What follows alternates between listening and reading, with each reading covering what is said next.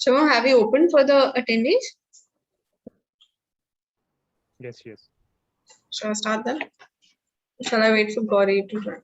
Wait for Gauri. Yeah, she's done. Okay, I'll start.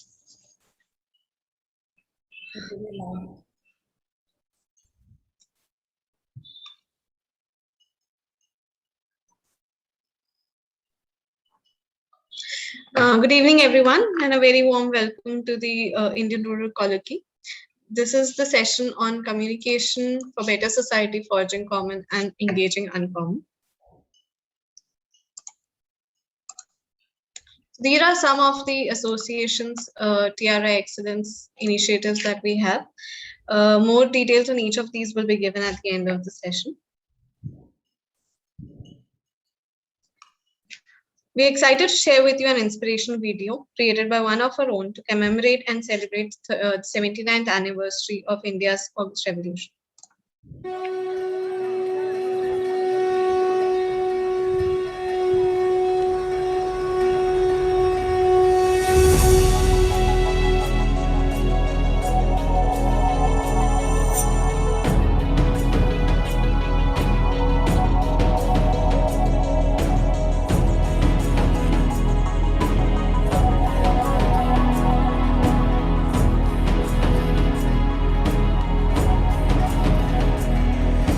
जनता का आह्वान किया, वर्षों जकड़ी बेड़ियों को अब तो तोड़ो।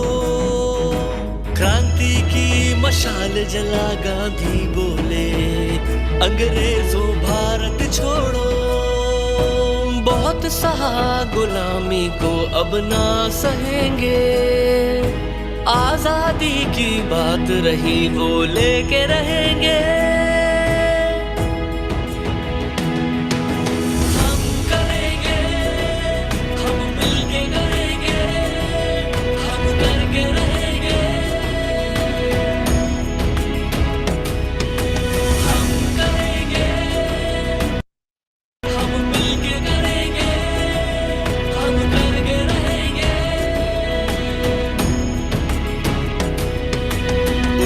अगस्त की बेला में हम सौगंध उठाते हैं, सशक्त राष्ट्र के सपने को चलो मिलकर आज सजाते हैं। हर युवा को रोजगार मिले, हर नारी की आजादी हो, हर घर स्वास्थ्य सबल बने, ये गली गली मुनादी हो।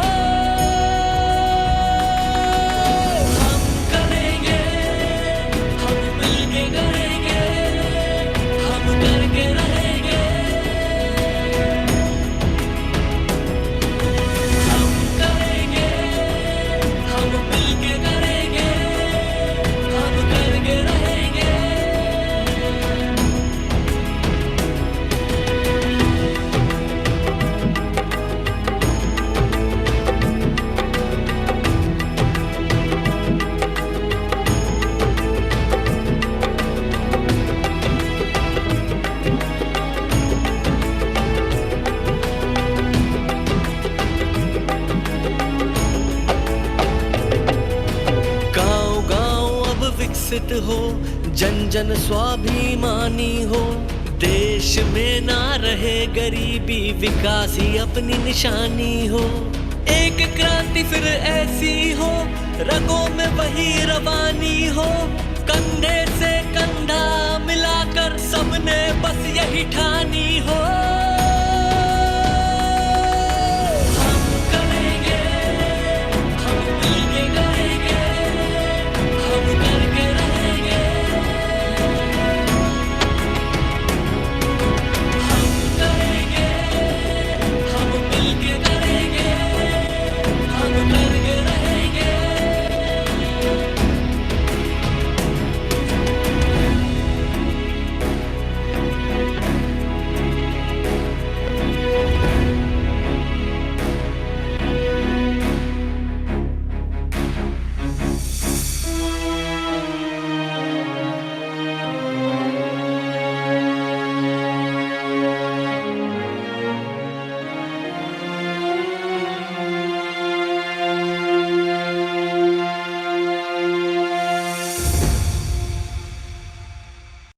You can download the link to the video at the end of the session. We'll be sharing that in the chat box.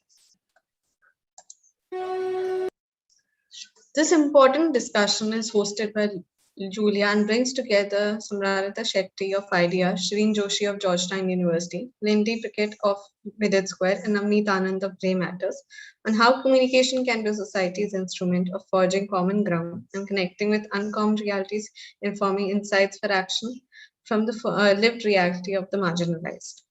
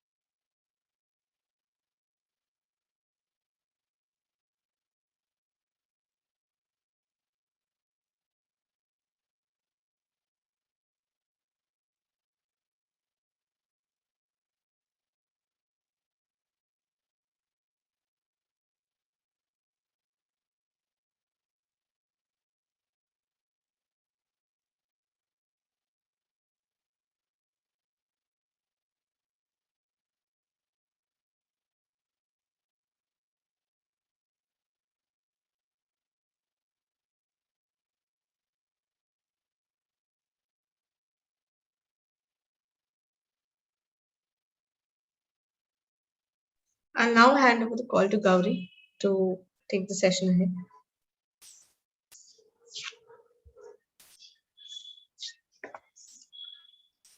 Thank you, Charvi. Thank you so much.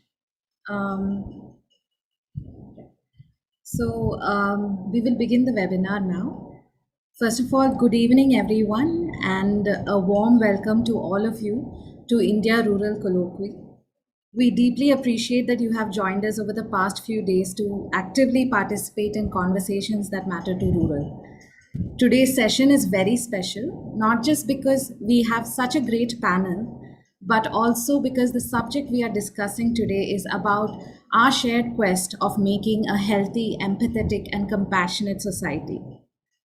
No other animal has brought the sophistication that humans have brought to communication. We started with petroglyphs and cave paintings, then moved to printing press, and now we are in what is called the information age. It's been an interesting journey, and it's been interesting because humans communicate very differently from other animals. We communicate to bond, to build relationships, and to build a common ground based on our needs, hopes, and aspirations. It will be fair to say communication shapes human societies both in its rhetorical and relational components. We are what we converse. And that's why at TRIF, we embarked on our journey starting from communications. It was one of the first efforts much before we had started our engagement in communities and with the government. Very early on, we had spotted an accelerating trend of putting the marginalized on the margins of mainstream discourse. Unfortunately, we also realized that our social networks have a banality problem. What we see and hear determines our notions of who is productive and who's getting more resources. Hence, bridging this gap is critical to who we are as a society and who we are as TRI. In this spirit, we launched Village Square on 2nd October 2016 to celebrate and engage with rural India. Village Square was set up with the intent that when we challenge long-standing assumptions and social constructs, we can create new norms and help actualize a vision for a more just, habitable world. Therefore, narrative is an important tool in winning on the issues that matter most and providing a better future for those who are most impacted. Today's panelists have come together with a shared passion of using communication for better and are living examples of forging common and engaging uncommon. So rest assured, friends, in the next 90 minutes, you will open yourselves to new horizons of what is possible for rural India. How can we see rural India through the myriad of challenges that affect them? How can we engage urban influencers to join our cause despite having very little in common other than shared humanity? How can we overcome our disparities to build a shared dream of oneness? How can communications be society's instrument of forging common grounds and connecting with uncommon realities? To answer some of these questions and have an exciting conversation, I would like to introduce our panel today. Our host conversant today is Julia Lowe. She is a dear friend and has been in the thick of poverty and distress action globally, be it Ebola in Liberia, health systems in Jamaica, or with the Gates Foundation's Poverty and Development in India. She has worked with the Office of Melinda Gates and will bring with her those insider insights. We also have with us Dr. Navneet Anand, who is primarily a society chronicler. He is an eminent journalist who has been with TRIF since our early days. He transcends multiple influencer spaces and discourse shaping world, be it academia, media, bureaucracy, politics, and corporates. He is your go-to person on anything on communication. I'm also delighted to introduce Lindy Prickett, a career journalist with stints at BBC, Reuters, and now heads Village Square.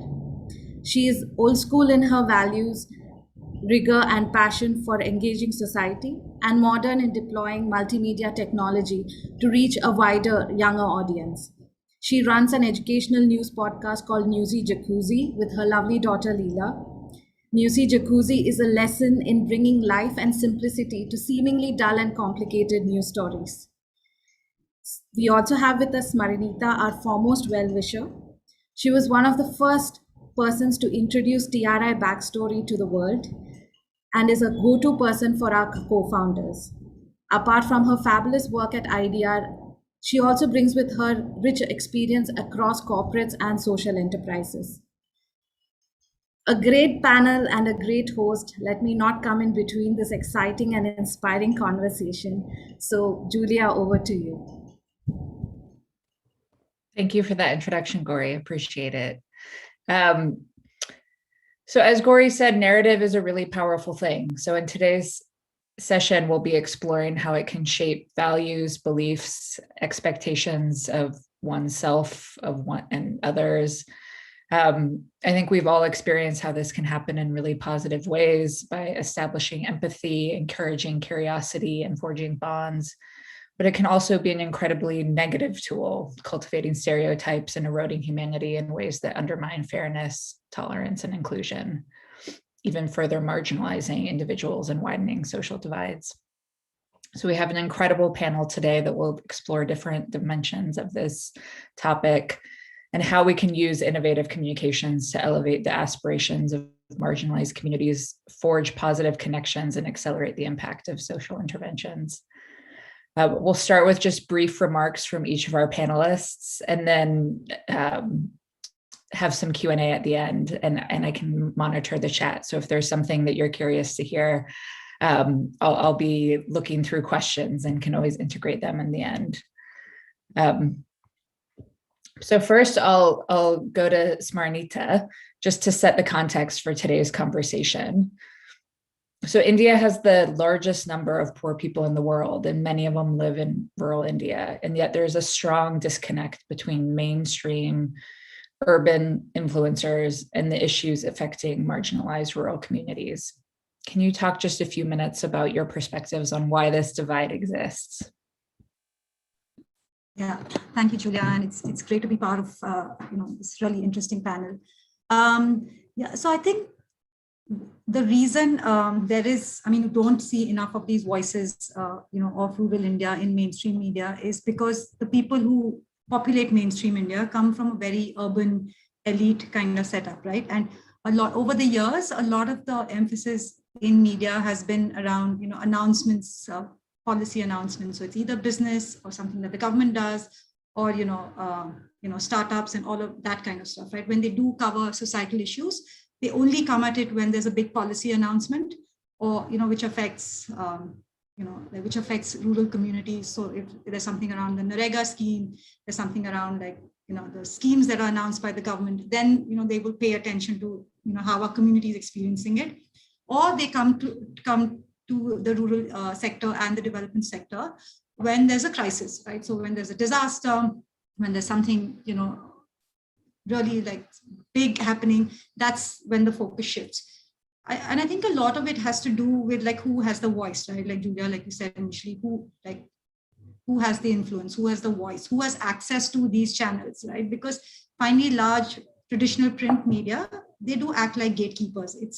You have to be able to write in a particular way. You have to be able to communicate your ideas in a particular way. And that comes from a particular, set of privilege, a particular set of institutions you go to, being part of urban India. What that's done is actually completely, invisibilized, almost 80-90% of the country, right?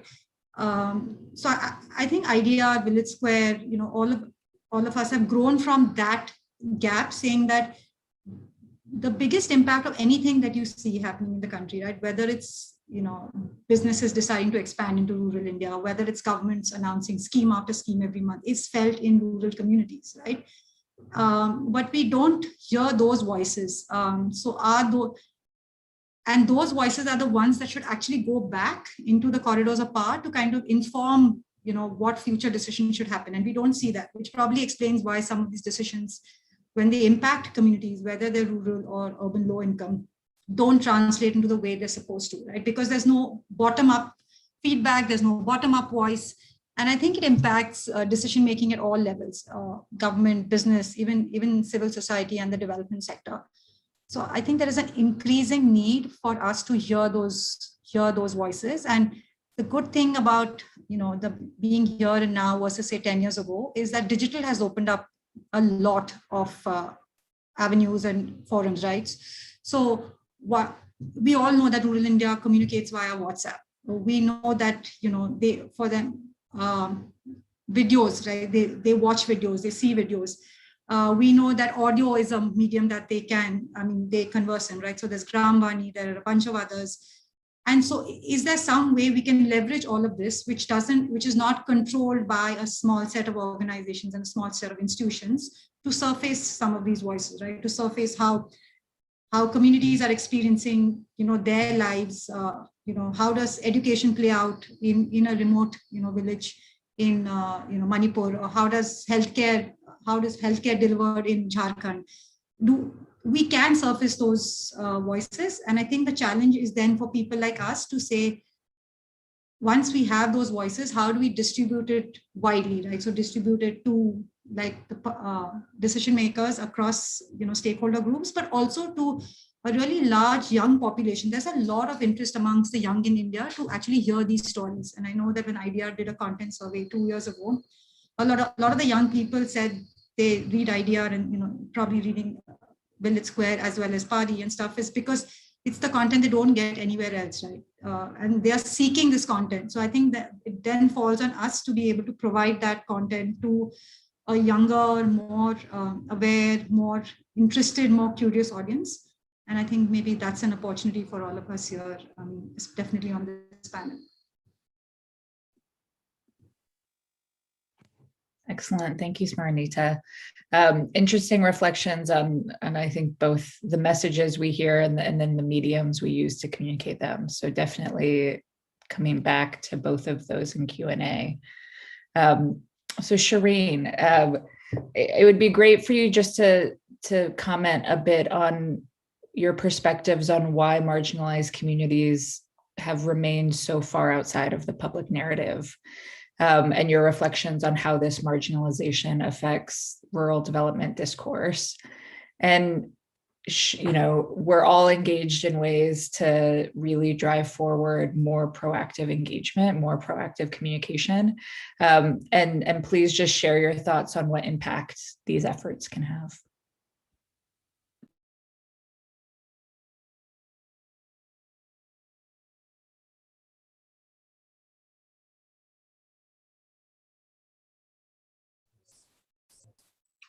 This is for me? Yes, please. Okay. My apologies. I just got distracted. India had just won its first gold and in Olympics. And my son came running and, he was exulting. So thank you so much, Transform Rural India Foundation, for bringing this colloquy, and the fact that so many thought leaders and experts in their own fields are talking about mainstreaming of the marginalized is a reflection of how much path we have covered over the years, especially in last decade or so. I spent my education years, formative years, if I may say so, at Jawaharlal Nehru University, one of the most premium universities in South Asia, where I ended up doing my PhD. And the topic that I chose for my PhD was role of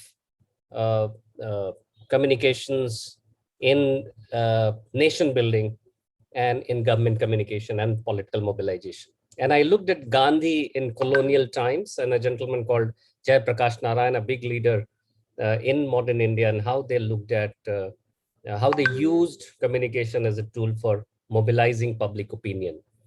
While doing a research on Gandhi and how powerful communicator he was, I realized and found a lot of interest in the kind of issues that the mainstream media has neglected over the years. While it was still far better earlier on when we had broadsheet newspapers, I did journalism in 3 leading newspapers of India, the Times of India, the Indian Express, and the Pioneer. But we were always, I as an individual was always struggling to write an analytical piece on something, on topics like agriculture, on poverty, on farmer suicide, on marginalized women, on children, malnourished children. And there was a sense of anxiety. And when I met Anish and learned about the wonderful things that Transform Rural India Foundation was doing, along with multiple partners, it was really very heartening. Now, what has happened, and Smaranita was referring to it, that we have come a long way, and there has been visible transformations that we can see vis-a-vis the relevance of the rural in the mainstream public sphere, in the mainstream public discourse. And the reasons for that would be, I think, innovations and infusion of technology.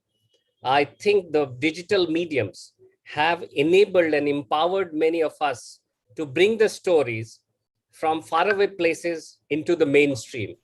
I think that's extremely relevant.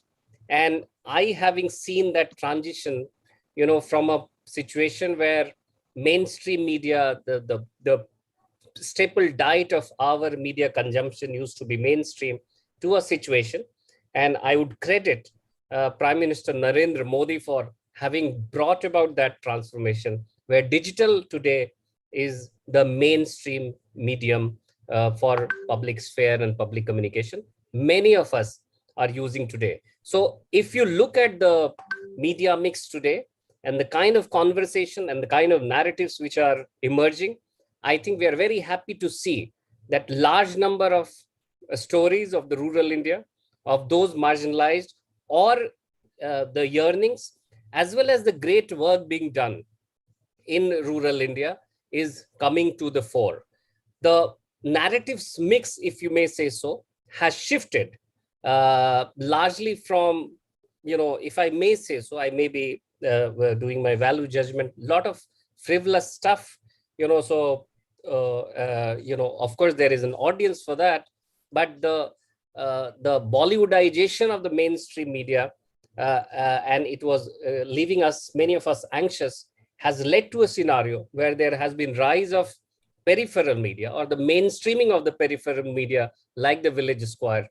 And we also run a small initiative on that. So I think that's an opportunity. And the fact that 4 or 5 of us are talking about this today gives me a lot of hope that going ahead, I think it shall be wonderful, and we shall be able to get out many stories of the rural India into the mainstream, not only the misery and the poverty and the anxieties and the challenges, but also of the great successes being made. I think Olympics is a great example of how those living in the marginalized, many of the players, we hear great stories about their aspiration, their hard work, and rising to this level. I think congratulations to TRIF and all of you for bringing this together. This is my initial remarks coming from my own experiences. Hopefully, I'll be able to contribute a little more subsequently. Thank you. Excellent. Thank you, Navneet. And hopefully the excitement in the Olympics continues. So understandable distraction.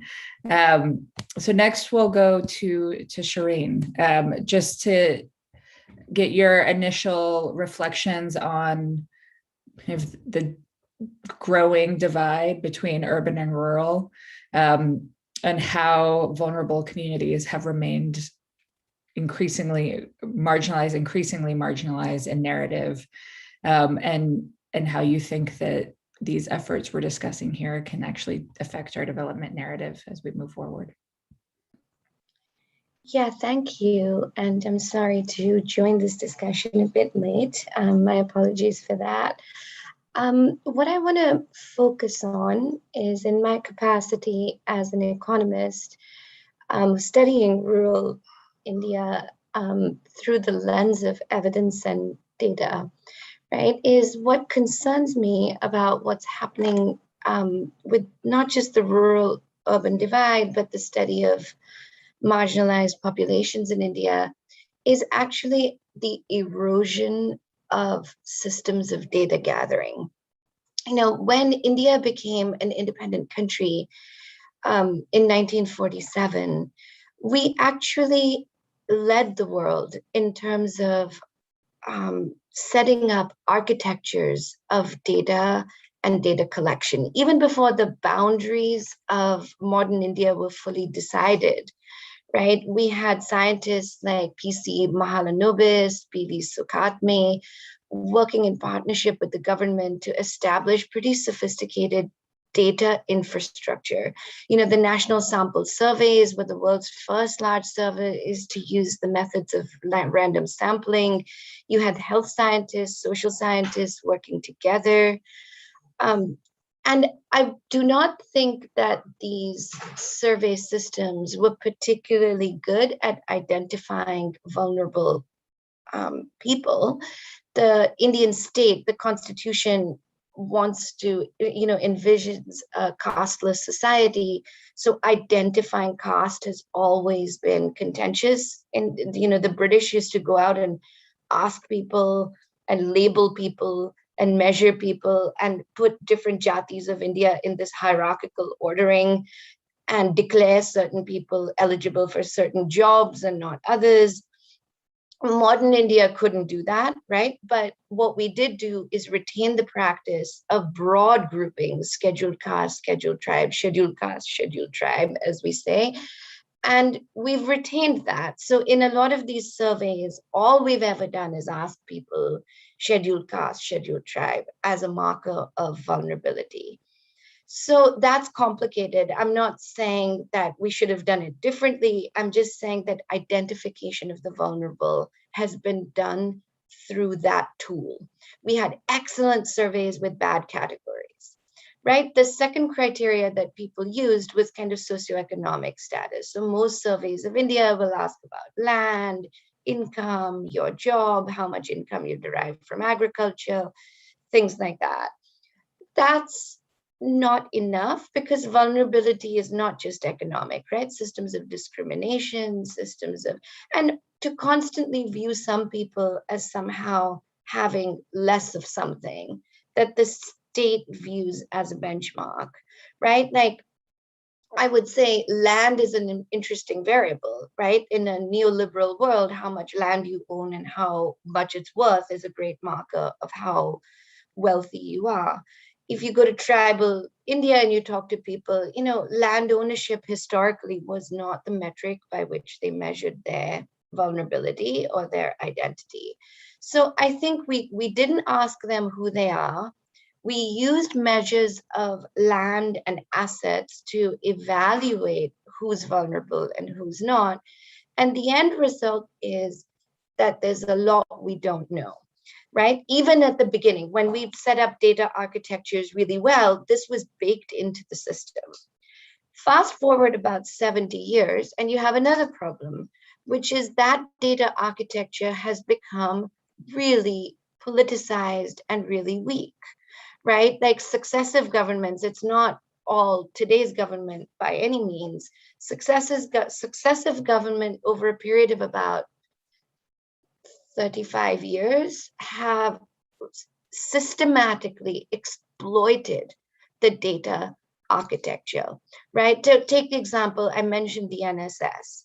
In the early 2000s, a very small change in the design of the questionnaire of the NSS meant that in a span of just one survey round, there was an apparent large drop in Indian poverty, right? Why? Because the recall of food went from, they used to ask people, how much did you eat over the past month? And people don't remember how much they ate 3 weeks ago. They remember how much they ate maybe yesterday. So if you change the recall period from 1 month to 1 week, multiply 1 week by 52 instead of 1 month by 12, suddenly you see that people are eating more. And the government at the time in 2004 was like, India shining, India is doing so well. Look, poverty has gone down.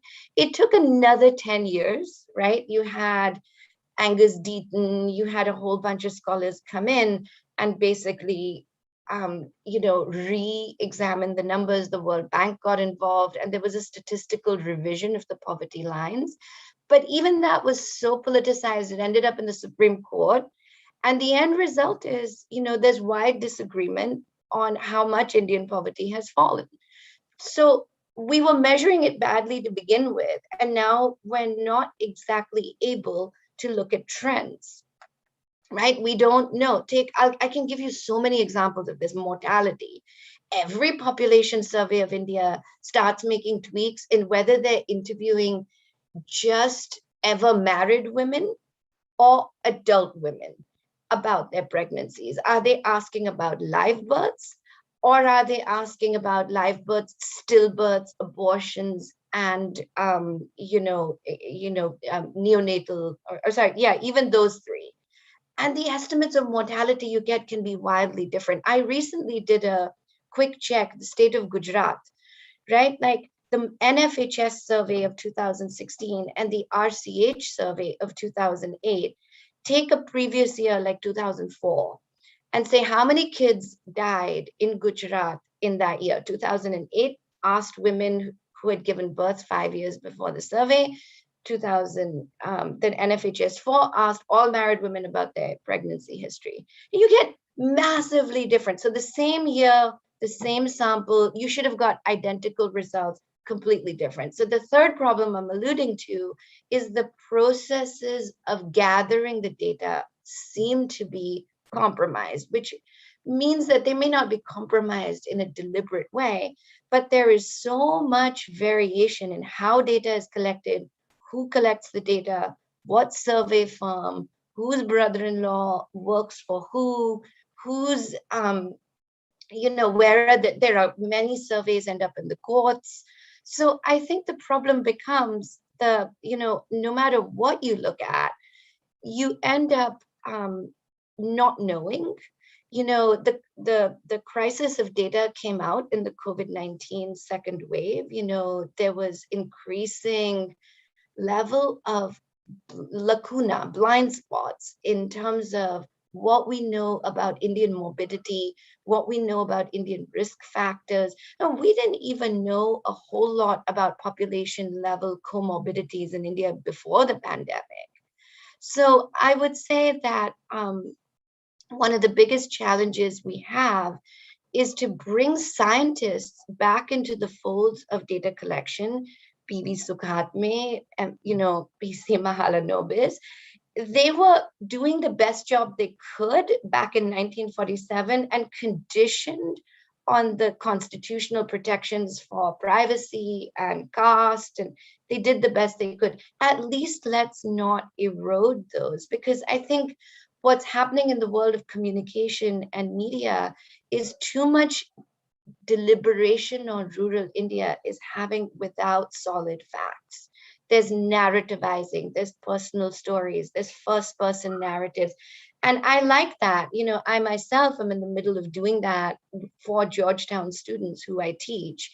I believe lived experience is a powerful platform to talk about political, social, economic, cultural change. I do not deny that. And I don't want this to be a conversation about, not taking that seriously. But for me, the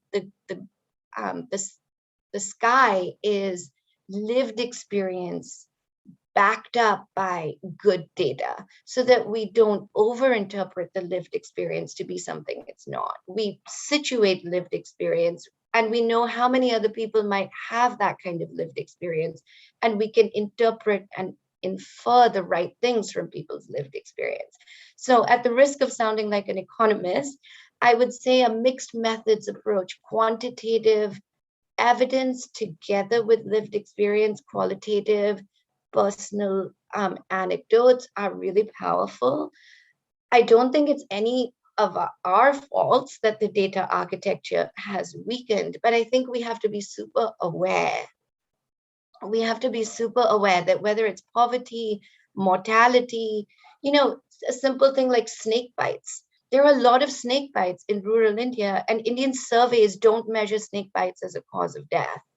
So simple things like that. I think my dream would be, can we use platforms like Village Square to build an appetite in India to revive the cultures of data collection? That's a huge aspiration, right? And again, I'm a professor, so I can afford to dream big. But I want to see Indians get upset that their data is bad. Why did we not know how many people have COVID or had COVID? Why did we not know? We have the ability to. We did polio, we did leprosy. India can do this. We've done it with a budget even lower than today's budget. So I want to see Indians come together and ask for more. And it's not one government. This is every government. I feel like the demand for good data has gone down. And by the way, this is not just in the US, this is also happening in the West. It's happened in the United States.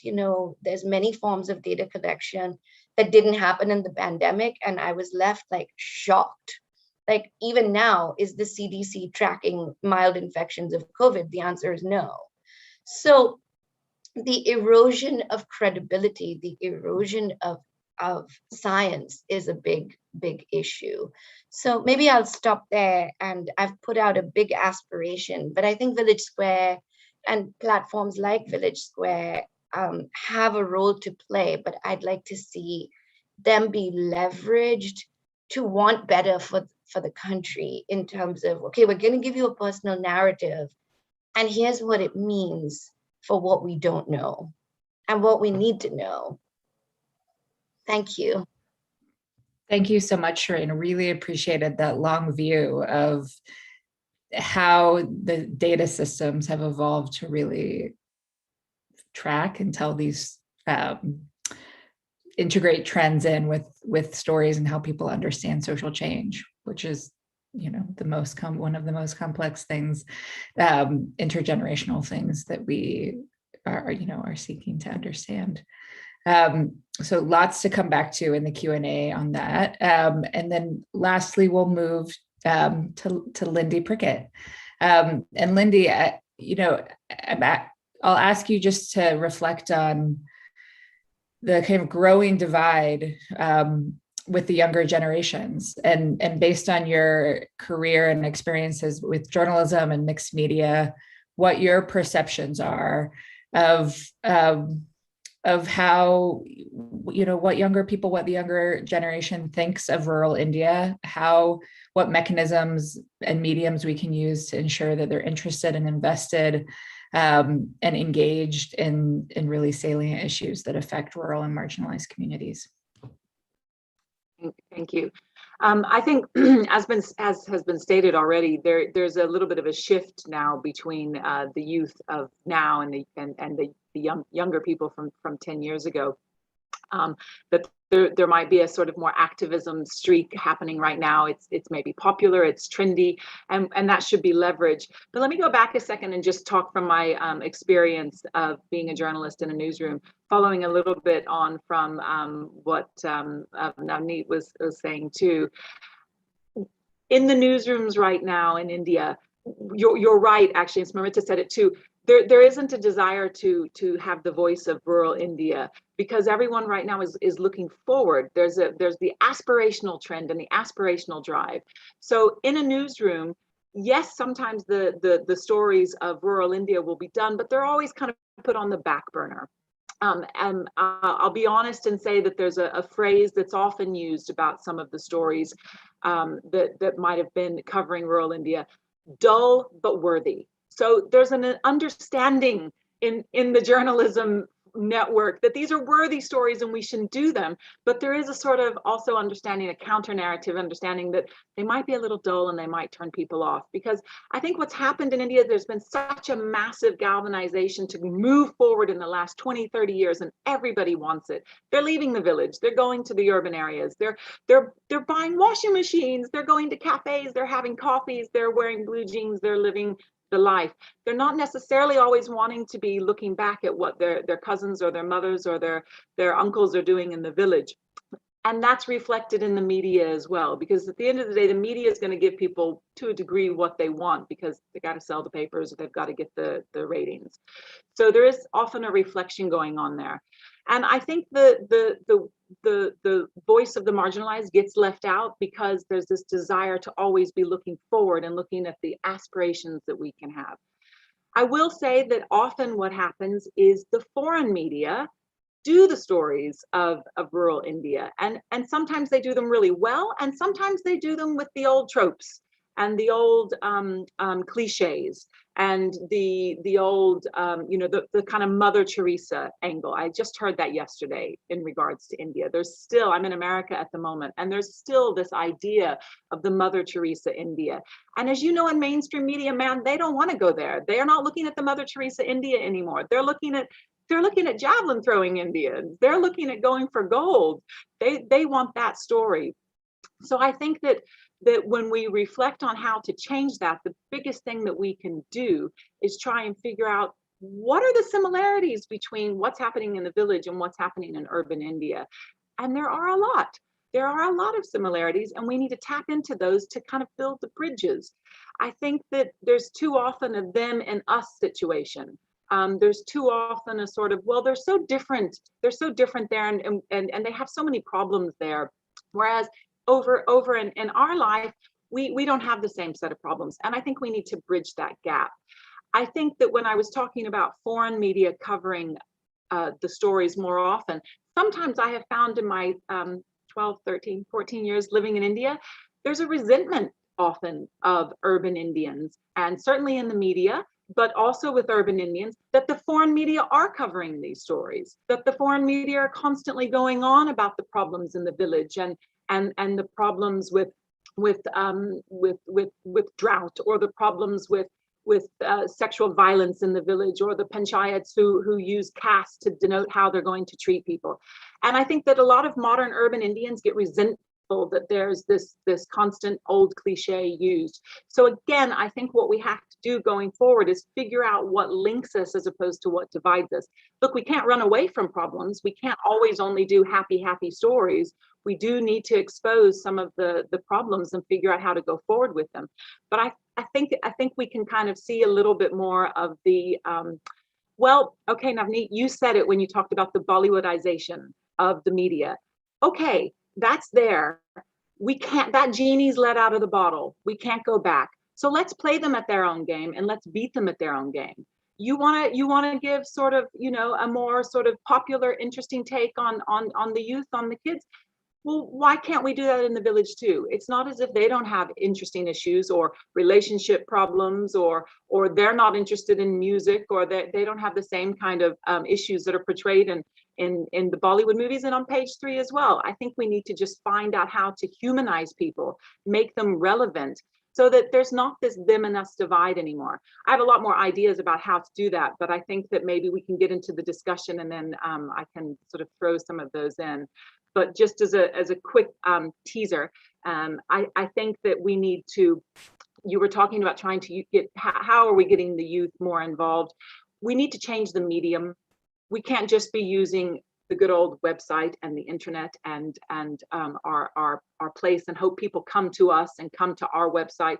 We need to be using social media, cliched as it is. We need to be leveraging it, and not just posting our stories on social media as we would have 10 years ago. We have to figure out how younger kids want to consume those stories. Yes, sometimes it is in shorter, sharper, bite-sized nuggets. Yes, sometimes it's kind of clickbaity, but I think we've got to sort of figure out how to trap them in, and then they might go and have more interest. Because as you said, there's an activism streak right now in India that's so strong, and we need to tap into that. There's a lot of people who are already there, who are already clicking on ID, or who are already clicking on Village Square. That's preaching to the converted. We need to find their friends and their friends of friends and try and get them to also be coming in and looking at these stories. I think the other big thing that we have to do, and this happens in mainstream media too, but especially in the NGO world, we've got to try and talk more like, talk less NGO and more like we're in a village square. Less acronyms, fewer jargon.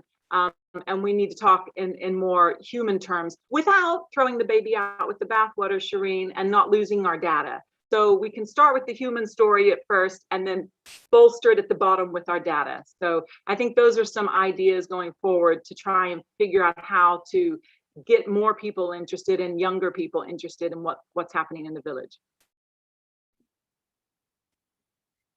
Thank you so much, Lindy. Really appreciate the different dimensions that all the panelists describe of the challenge and the opportunity ahead of us. It's really a requirement for us to collectively move forward. And so, you know, and I appreciate that that we really heard in these opening remarks about the continuum from how data information is collected, how meaning is made from that, and then how it's communicated. And there's challenges and opportunities in each of those steps, from the type and diversity of data that is collected, qualitative, quantitative data, how meaning is made of that and who is participating in making meaning, and then where and how that's communicated. You know, and so this is a question for the entire panel. It'd be great if everyone could comment. But, you know, maybe I'll ask you, Smarnita, to start. You commented specifically that, you know, you really have to be able to write and communicate in specific ways to be influential. And so how can we think about moving away from a system where these where data and stories, narratives are intermediated by external groups or by only elite classes, and really give tools to people and communities to reclaim their data, reclaim their stories and narratives, and play a more active role in shaping how they're perceived, how their realities are understood. Yeah, yeah, thanks, Julia. Yeah, I think what we are beginning to see happen is that the young are choosing their own media.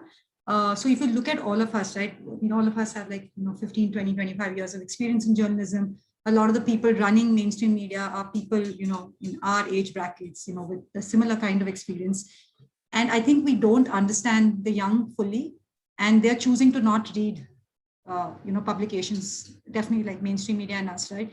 But they are finding newer forums. So when before TikTok was banned in India, TikTok was huge amongst, rural India, right? It was huge amongst young people because they could put up this 10-second, 15-second thing, and they had like a peer group across the country who would watch them, listen to them. And, that became a huge medium that, the young and across rural and urban India kind of interacted on, right? There's something called Josh Talks, which is again, people from lower income communities, whether in urban India or rural India, it's like a TED Talks, but it's for young people. And they stand up there and they talk about their life experiences.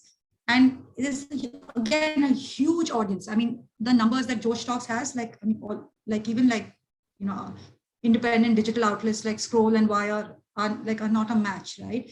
So the young are finding their medium, and I think the gatekeeping still happens because the people who have the power and the influence are still reading, print media, right? They're still reading like the larger digital medium. But I think people like us will need to change.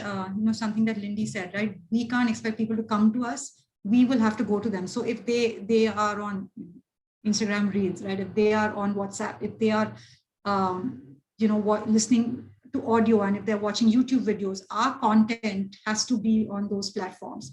It has to be in the languages that they are comfortable and familiar with. They have to feel that it belongs to them. It's when that happens, then they'll start engaging. I think it doesn't still solve for the problem of how do we take some of those their voices and give them the mic so that they have access to the corridors of power. But what it will do is it will get mainstream media to pay attention to the newer channels and this audience, which is not coming to them right now, right? And it is, I mean, India is a young country, and you want that audience. So I think it will force all of us to kind of go where they are. But yeah, they are, I mean, so print media in India, English print media is not growing, right? Regional print media is, because again, regional media caters more to rural India, to tier 2, tier 3 cities. And we are seeing that happen in the kind of readership that's happening, in like what's being consumed. So yeah, so I think we'll have to go there, because I don't think that gatekeeping is going to change in a hurry, right? It is a certain kind of people who populate, the editors and all, right? The only difference that we can see in the kind of stories that get carried are if your newsrooms are filled with if there's diversity in the newsroom, right? So if there are people of different classes, castes, genders in that newsroom, they will know where to go for the stories. They will have the networks to access those stories. Unfortunately, that's not the case. And that explains why there's a certain sameness or standardness to the way the issues that get picked, but also in the manner in which they get covered. So there is that angle that needs to change as well, which I don't see happening in a hurry, in a sense. Thank you so much. So I can open up to other panelists if they would want to comment. I'm happy to call out specific people, but would also just encourage reflections on that question of really how to ensure that communities and individuals are engaged in ensuring that their own stories, data, and narratives are authentic to their experiences and not we're not focusing on the wrong thing. This could be a question of how we bring sectors together and break down silos to make sure we're really looking at kind of a holistic understanding of what people want and need, and how we can provide services, and really how we build feedback loops into communities to make sure that we're testing our assumptions, I think, which, as a development professional, I think that we often unfortunately skip that step. Well, I have an idea, and I don't know how this can work practically, but it feels like we're ripe for it. And that's, when you're talking about give them a voice, let's literally give them a voice. Let's literally record what they're saying. We now have the possibility of making, whether it's annual reports or the articles that we post digitally, we have the possibility to make them multimedia and dynamic. We have the possibility to actually have that soundbite, and you don't need a fancy mic anymore. We all have our phones, we can record it. We have the possibility to actually have the voice of the person there, speaking in whatever language they are, with lovely transcription, translation underneath it. So I think that's one way we can do that, is actually literally, let's hear them more. Let's put them in our articles. Let's populate them in our reports. Let's actually have the multimedia dimension. It doesn't always have to be video, just a sound, some audio. And then maybe building on from that, of course, all of this takes time, but building on from that is podcasting. Podcasting is such a great intimate medium where you're actually hearing someone in your ear, or on a speaker. You think they're talking direct to you. I think all of those are really ways of making media a little bit more different and exciting. And that can happen on Insta Reels as well. So whether it's video or audio, and then the audio has pictures and text pasted on top of it, maybe some of the data points pasted on top of it, but let's actually hear from rural India. Let's hear their voices. I'm pretty passionate about audio and trying to get that into mainstream media a bit more, especially in India, where there's not as much a history of speech, talk radio and speech radio. So I think that's one way. It's a very specific example, and I know we're more sort of abstract big ideas, but that's a very micro specific example that I just am going to throw out there.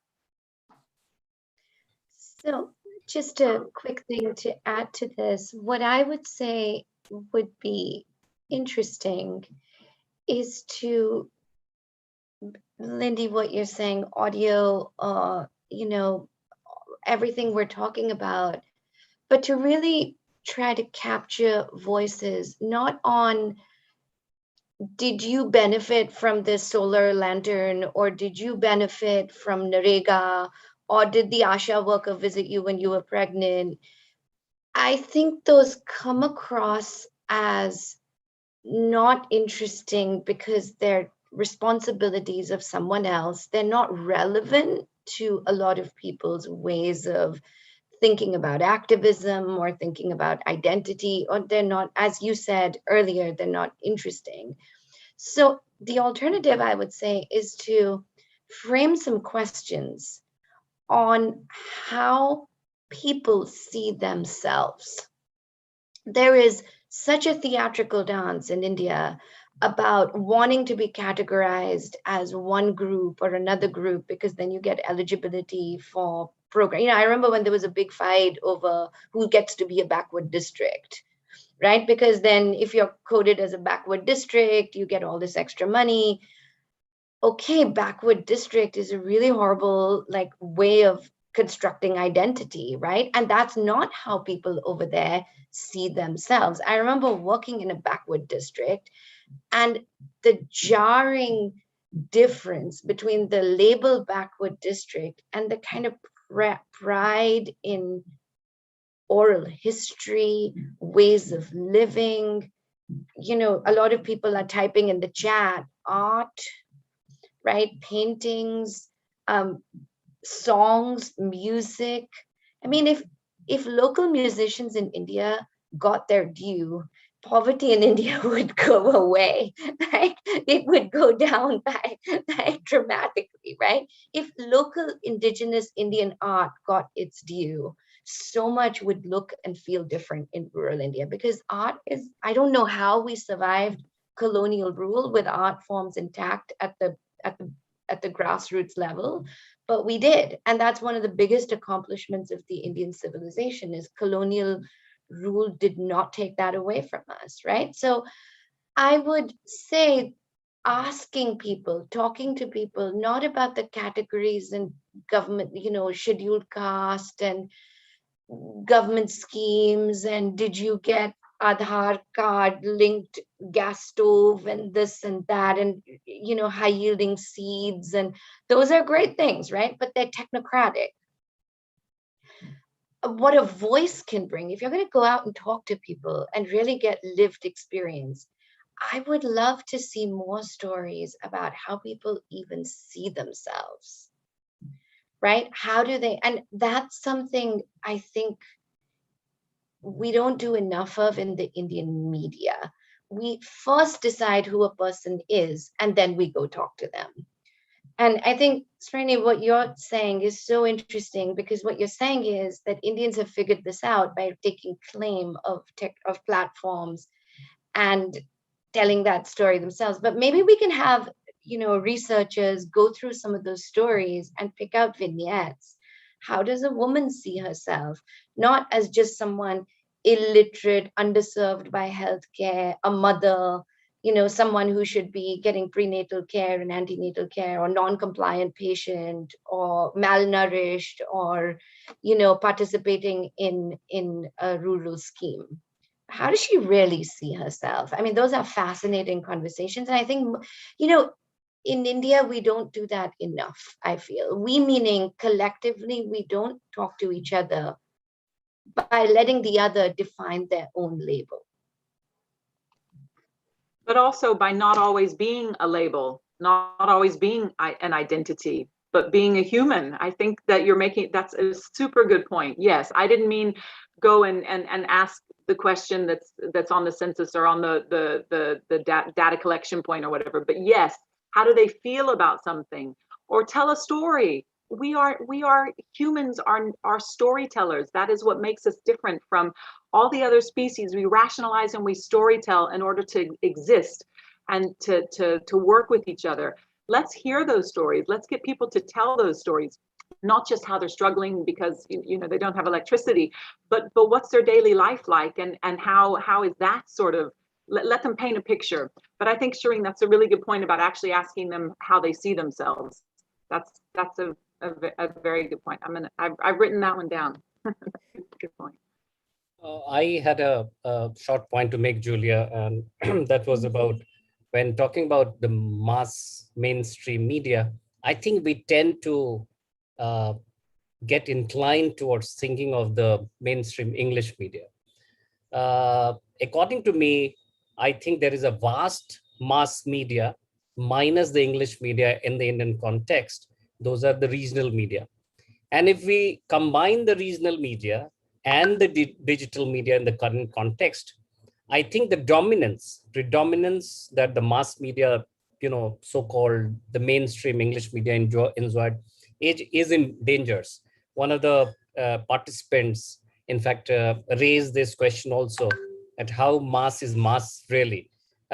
According to me, I think the mass is massively marginalized today, also because of the rise of multiple options that we have today in terms of our media consumption pattern. So from a podcast that Lindy was so nicely talking about, to the tweet, to the radio that many of our friends are talking about, Nivedita and Gauri and Ankita, a lot of great conversations. Now, so because of the rise of the regional, as well as the digital, I think the significance or the dominance of the mainstream mass that is equated with the English media has been questioned, massively threatened. If I may say so, the mass is in a morass today. Coming to what can be done to generate more stories. And we have done a bit. So there is a portal that we run. Other than at Grey Matters, we partner with multiple rural agencies, trying to communicate great stories to them and getting stories out of them. Bureaucrats India is a portal where we celebrate stories of good governance. And in the process, we are highlighting many stories of rural yearnings, rural lives that Shireen was so nicely talking about. What does it mean to being in the rural mainstream? Now, but I would humbly submit that when it comes to the sources of uh, diffusing or propagating rural stories, I think those are very narrow. Uh, like Lindy was saying, so Lindy is driving one of India's most prominent, the Village Square. But I think when it comes to the sources, there are not many TRIF or Village Square which is doing their job. One way could be to engage with the media educators across the country. Being, coming from a media background, having gone to JNU, I have had some opportunity of engaging with a lot of media educators. And I keep telling them that please tell your students, many of whom come from a reasonably rural, semi-urban background, to start thinking about rural and cultivate them, do special workshop with them. There are experts like you all who could come and talk to students. Thanks to COVID, we have explored the opportunities that platforms like Zoom offer us. Now, and have dialogues with them, sensitize them on rural reporting, have a lot of workshop with them, take a lot of stories, take them on field trips, etc., and magnify and diversify the sources, who could multiply sources, who could talk about more rural. I think we need a lot of digital volunteers also who could pick stories from, so I was telling a bunch of students the other day about Village Square. Why don't you just pick some of these great stories and you put it on your Twitter? You shall be doing so much more by way of taking these great stories to whatever limited audience that you may have on your Twitter. And of course, the podcast of the world, the reels people are talking about, I think these are the community radio. We have had opportunity to work with some community radios. I think they are, again, great sources of, and taking those community radio stories on our Facebook, on our Insta, on our Twitter, I think then we can really multiply these sources. Julia? Excellent. Thank you so much, Navneet. In panels, I always, have a list of lots of questions to get to, and then of course we only get to 2, and so that's the reality of a rich conversation. But I would say, as we wrap up this panel, is just that we'll be continuing this on the Village Square, and I think and I mean that literally, in both how TRIF can lead efforts to strengthen data collection systems, different types of data collection systems, diversify the way we consider data, but also really do it in a way that takes an authentic and holistic look at someone's life and identity, that allows, instead of, a healthcare worker or a gender specialist to perhaps over-index their own perspectives or questions in someone's lives, that provides the context for a more holistic and broad understanding of people's experiences and lives. So very excited to see, as Village Square